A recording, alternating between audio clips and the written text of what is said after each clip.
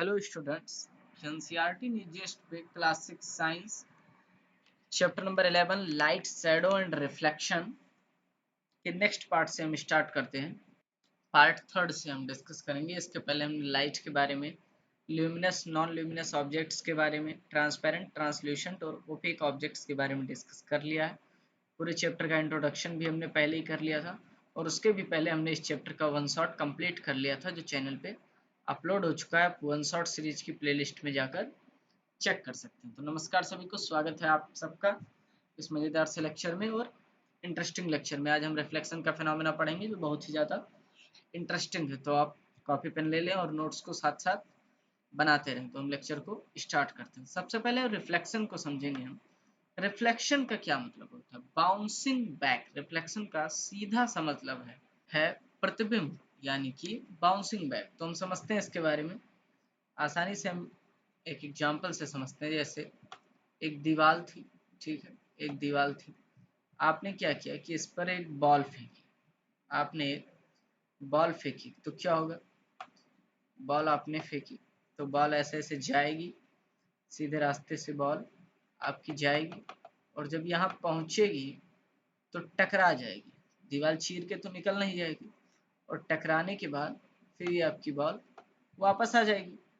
तो ठीक इसी तरीके से एकदम ऐसे ही मान लीजिए कोई ओपेक सरफेस था। ओपेक सरफेस मतलब जिसके आर पार लाइट ना जा सके। सरफेसेस के बारे में हमने पिछले लेक्चर में डिस्कस किया था। अगर आपको ओपेक, ट्रांसपेरेंट, ट्रांसल्यूशेंट पढ़ना है तो पिछले लेक्चर को रेफर कर सकते हैं। तो हमने देखा कि कोई ओपेक सरफेस आ गया लाइट के पाथ में, तो ये लाइट रे जा रही थी, ठीक, लेकिन अब इसको दीवार को चीर के तो निकल नहीं पाएगी।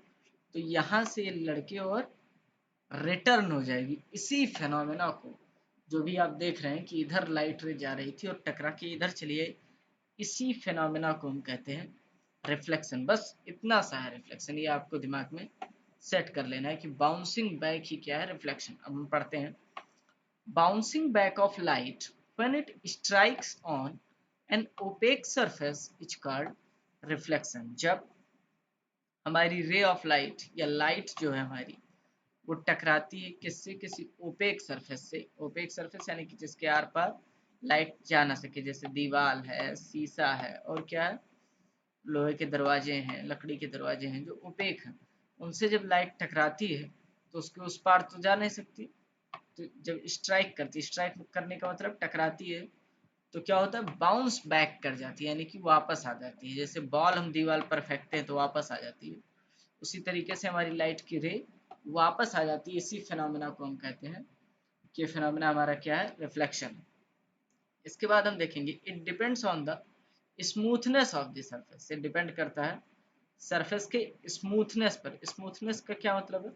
कि सरफेस हमारा कितना चिकना है। जैसे आपने दीवार पे टॉर्च चलाया तो आपको लाइट रेज वापस जाती हुई दिखाई नहीं देंगी, लेकिन वहीं अगर आप शीशे पर जलाएं, यानी कि ग्लास पर, मिरर पर, जिसमें आप रोज देखते हैं, अपना चेहरा देखते हैं, तो एक साइड तो पॉलिश होता है, आप सब जानते होंगे कि एक साइड हमारा मिरर पॉलिश्ड होता है और दूसरे साइड उसके, तो एक साइड तो ये ऐसे पॉलिश रहेगा और दूसरी साइड जो स्मूथ सरफेस होता है, तो आप टॉर्च जलाएंगे तो ऐसे लाइट रेज वापस जाती हुई दिखाई देंगी। तो स्मूथनेस का क्या मतलब है? कि सरफेस कितना चिकना है। कुछ सरफेसेस खुरदुरे होते हैं, जैसे लकड़ी का दरवाजा है तो स्मूथ नहीं रहेगा, खुरदुरा रहेगा, उसे क्या कहते हैं कि वो रफ रहता है। तो जितना ही ज्यादा सरफेस स्मूथ होगा, हम फिनोमेना रिफ्लेक्शन को उतनी आसानी से देख सकते हैं। उसके बाद हम देखेंगे light going toward the surface is called incident ray.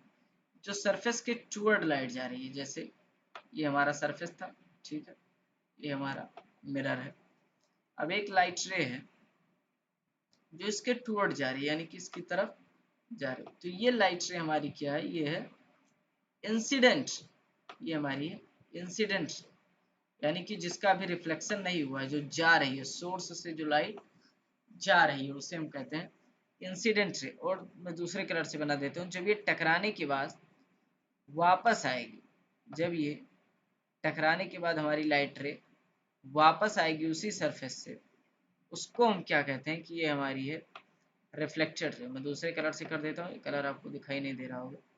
जब टकराने के बाद वापस आती है हमारी लाइट रे, इसको हम क्या कहते हैं कि ये हमारी है रिफ्लेक्टेड रे, यानी कि जब लाइट मिरर की तरफ जा रही होती है तो उसको हम कहते हैं कि वो हमारी है इंसिडेंट रे, और जब लाइट मिरर से दूर जा रही होती है यानी कि टकराने के बाद, मिरर से टकराने के बाद वापस जा रही होती है तो उसे हम कहते हैं कि वो रिफ्लेक्टेड रे। सीधी सी बात है, जब रिफ्लेक्शन के बाद लाइट रे जाती है तो उसे रिफ्लेक्टेड रे कहते हैं। एक बार हम सारी लाइंस को फिर से एक बार देख लेते हैं। Bouncing back of light when it strikes on an opaque surface is called reflection. It depends on the smoothness of the surface. Light going towards surface is called incident ray. Light coming after reflection is called reflected ray. तो ये सारे points हमने अच्छे से समझ लिए। अब हम देखते हैं कि हमारा नेक्स्ट टॉपिक क्या है। नेक्स्ट टॉपिक हमारा मिरर के ही बारे में। इसके पहले हमने मिरर के बारे में, मिरर पे ही देखा है रिफ्लेक्शन, तो अब हम मिरर के बारे में ही पढ़ेंगे कि मिरर क्या है।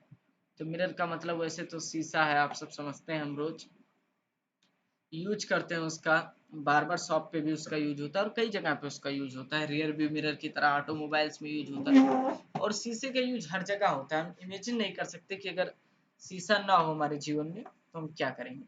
It is opaque surface. सबसे पहले तो ध्यान देना, जो आपका शीशा होता है या मिरर होता है ये ओपेक सरफेस का होता है। ओपेक सरफेस का क्या मतलब है, किसके आर पार लाइट नहीं जा सकती, इसलिए टकरा के लौट आती है, तभी तो हम इमेज को देख पाते हैं।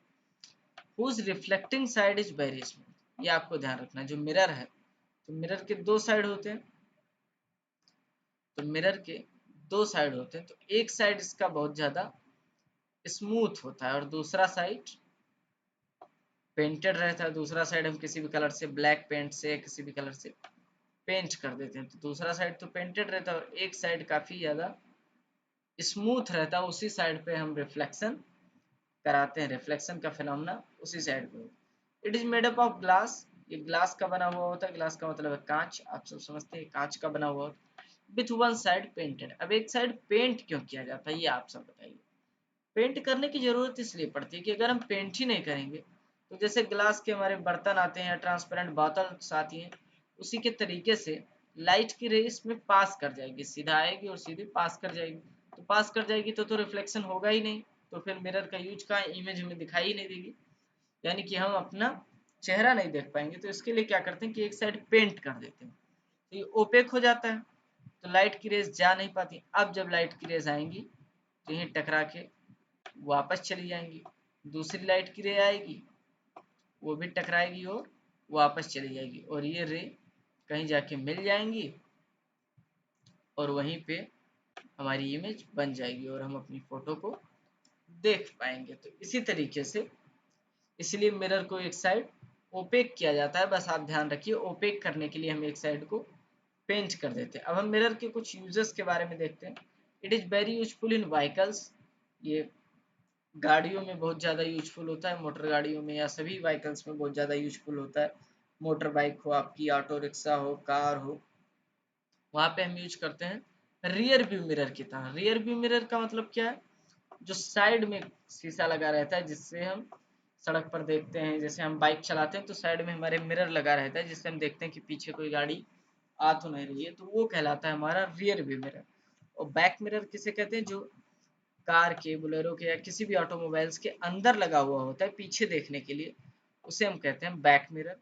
It is useful at various shops, जो हमारे शीशे हैं ये दुकानों पर महत्वपूर्ण होते हैं। कौन सी दुकानों पर, वैसे हर दुकानों पर अब लगाए जाते हैं, लेकिन मेनली कहाँ कहाँ लगाए जाते हैं, सैलून में, यानी कि बार्बर की शॉप में जहाँ हम बाल कटवाते हैं वहाँ तो मिरर होना जरूरी ही है। और कॉस्मेटिक शॉप्स में, यानी कि जहाँ सौंदर्य प्रसाधन केंद्र होते हैं, यानी कि कॉस्मेटिक की चीज़ें जहाँ मेकअप वगैरह होता है, वहाँ पे भी हम यूज करते हैं शीशे का। इसका यूज हम अपना चेहरा देखने के लिए भी करते हैं, या आप सब जानते होंगे। और कांच के शीशे का बहुत ज़्यादा यूज है, हम अपने आसपास देख सकते हैं। और हम जानते हैं कि there are two type of mirrors, दो तरीके के मिरर आसपास हमारे पाए जाते हैं। कौन कौन से, एक है प्लेन मिरर, जो सीधा मिरर होता है जिसका घर में हम यूज करते हैं अपना चेहरा देखने के लिए। और स्फेरिकल मिरर्स होते हैं। स्फेरिकल मिरर्स ऐसे मिरर्स होते हैं जो सर्कुलर शेप में होते हैं और फिर उनको काट के यूज किया जाता है। जैसे इतना बड़ा मिरर था, उसके बाद इसको हमने क्या किया कि इतने पार्ट को काट लिया, और इस बेसिस पर हम चेक करते हैं कि हमारा कॉनकेव मिरर है या कॉन्वेक्स मिरर है। दो तरीके के मिरर फिर बन जाते हैं स्फेरिकल टाइप में। एक हमारा बन जाता है कॉनकेव मिरर और दूसरा बन जाता है कॉन्वेक्स मिरर। तो उसके बारे में आप हायर स्टडीज में पढ़ेंगे। अभी आप इतना ध्यान रखिए कि एक प्लेन मिरर होता है जो सीधा होता है और एक स्फेरिकल मिरर होता है जो सर्कुलर शेप में होता है। तो बेसिकली या तो इस शेप में होता है या फिर इस शेप में होता है। जब इस शेप में होता है तो कॉनकेव कहलाता है और इस शेप में होता है तो कॉन्वेक्स कहलाता है। तो ये था मिरर के बारे में जो आपको पढ़ना था। अभी क्या क्या आपको याद रखना है ये मैं बता देता हूँ। समझ तो आप सब कुछ गए। आपको याद रखना है कि it is opaque surface. Mirror opaque surface का होता है, रिफ्लेक्टिंग साइड इसकी बहुत ज्यादा स्मूथ होती है। जिस साइड रिफ्लेक्शन होना होता है वो स्मूथ होती है। ये ग्लास का यानी कि कांच का बना हुआ होता है और इसकी एक साइड पेंटेड होती है। इसकी एक साइड को पेंट कर दिया जाता है ताकि ये ओपेक हो जाए यानी कि लाइट की रेस पास ना कर पाए। ये यूज किया जाता है व्हीकल्स में रियर व्यू मिरर की तरीके से यानी कि साइड मिरर की तरह यूज करते हैं हम बहुत सारी मोटर बाइक्स में, कार्स में, रिक्शास में। और बैक मिरर की तरह भी यूज करते हैं हम कई गाड़ियों में। ये यूज होता है कई सारी दुकानों पर जैसे कि बार्बर शॉप, सैलून पर जहां हम बाल कटवाने जाते हैं, कॉस्मेटिक्स जहां हम मेकअप कराने जाते हैं, और हम अपना चेहरा देखने के लिए भी यूज करते हैं मिरर्स का भी। मिरर्स दो तरीके के होते हैं, एक होता है हमारा प्लेन मिरर और दूसरा हमारा होता है spherical mirrors. Spherical mirror circular shape में होते हैं और प्लेन मिरर हमारा स्ट्रेट लाइन शेप का होता है। तो ये हमने इतना स्टडी किया। नेक्स्ट हमें पढ़ना है शैडो के बारे में। इसके बारे में हम नेक्स्ट लेक्चर में पढ़ेंगे। उसके पहले हम एक रिफ्लेक्शन के फिनोमेना को इस इमेज से समझ लेते हैं। ये देखिए कि कैसे लाइट रेज जा रही है। लाइट रेज सबसे पहले यहाँ से यहाँ गई और फिर यहाँ से यहाँ रिफ्लेक्ट होके चली गई। तो इसी फिनोमेना को हम कहते हैं रिफ्लेक्शन। जैसे यहाँ पर आप देख सकते हैं कि ये लाइट रेज जैसे आ रही थी और इस मिरर से टकराई हैं, फिर लाइट रेज वापस गई हैं और देखिए एक बार शैडो इधर को बनी है और फिर शैडो इधर साइड को बनी है जैसे जैसे लाइट रेज जा रही है। तो ये आपको समझना था। बाकी नेक्स्ट टॉपिक्स को हम अगले लेक्चर में कंटिन्यू करेंगे। तब तक के लिए थैंक यू वेरी मच। अपना समय देने के लिए बहुत बहुत धन्यवाद। अदर चैप्टर्स के लिए आप चैनल पर जाकर प्लेलिस्ट को चेक कर लें। वन शॉट चैप्टर्स की भी सीरीज अपलोड कर दी गई है, उसको भी आप देख सकते हैं। नोट्स को साथ साथ कंप्लीट करते रहिए। एनसीईआरटी के क्वेश्चंस को प्रैक्टिस करिए। कोई भी डाउट हो तो कमेंट सेक्शन में ज़रूर पूछिए। अपना समय देने के लिए बहुत बहुत धन्यवाद। Thank you very much.